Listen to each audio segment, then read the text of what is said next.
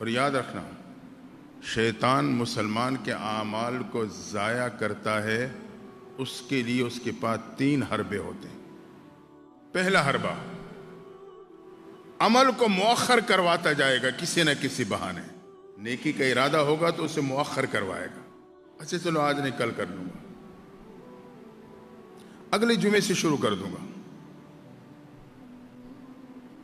نماز نہیں پڑھتا، کسی نے ترغیب دی، احساس ہوا اچھا ایسے میرا بیٹا حفظ مکمل کرنے والا ہے، جب میرا بیٹا حافظ بن جائے گا نا بس پھر میں اپنی نماز کی پابندی شروع کر دوں گا۔ عمل کی تاخیر، مؤخر کرواتا ہے شیطان۔ وہ کہتا ہے رمضان مبارک شروع ہو رہا ہے، جیسے رمضان شروع ہوگا پکی توبہ کر لوں گا، بس پھر گناہوں سے بچنے کی کوشش کروں گا، ابھی تو یہ کچھ دن باقی ہیں، یہ تو جیسے گزر رہے ہیں گزار۔ کیا معلوم میری زندگی میں کل کا دن آئے گا یا نہیں آئے گا، کل کا سورج طلوع ہوگا یا نہیں ہوگا۔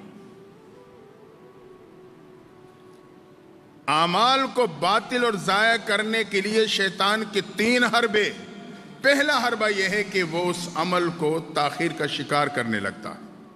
دوسرا حربہ، اگر اس نے عمل شروع کر دیا، تاخیر کا شکار نہ ہوا، پہلے حربے سے بچ گیا، شیطان پھر بھی پیچھا نہیں چھوڑے گا۔ یاد رکھنا، ازلی دشمن ہے، ازلی۔ رب سے اس نے کہا تھا میں تیرے بندوں کے راستے میں بیٹھوں گا،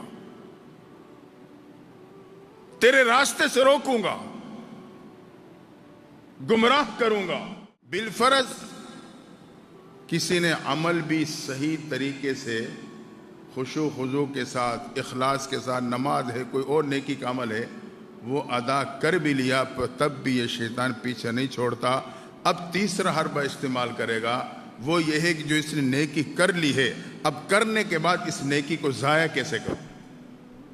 شیطان کا تیسرا حربہ کہ اس نے عمل تو کر لیا اور صحیح اخلاص کے ساتھ کر لیا، اب کرنے کے بعد بھی پیچھے نہیں چھوڑتا کہ اب میں نے اس کو کیسے ضائع کرنا ہے۔ وہ پھر اس انداز سے کسی کے ساتھ وہ زیادتی کر بیٹھے گا، کسی کو برا کہے گا، کسی کے حق مارے گا۔ اپنی ذاتی زندگی پہ مطمئن ہے، عبادات کرتا ہوں، ذکر و اذکار کرتا ہوں، نیکیوں میں لگا ہوا ہوں، لیکن دوسروں کے حقوق کا لحاظ نہیں کرتا، گوئے کہ حقیقت میں یہ نیکیاں دوسروں کے لیے کما رہا ہے، اس کے پلے کچھ نہیں رہنا۔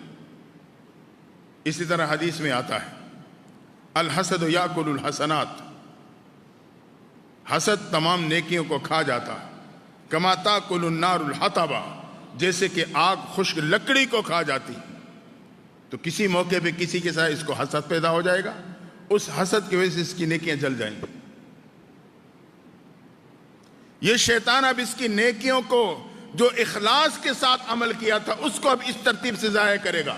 کہیں غیبت میں مبتلا ہو جائے گا، مسلمان کی غیبت کرے گا، اپنی نیکیوں کو برباد کر بیٹھے گا۔ تو ہم نے ان حربوں کو سمجھنا ہے۔